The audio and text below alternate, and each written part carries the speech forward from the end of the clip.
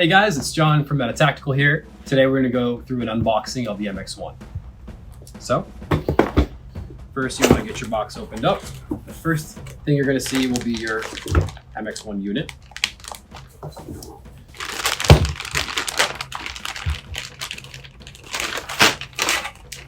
Please view everything that's in this document here. This is going to go over all of the beaver tail information, as well in the back, having a QR code for all the instructions, how to for the MX-1.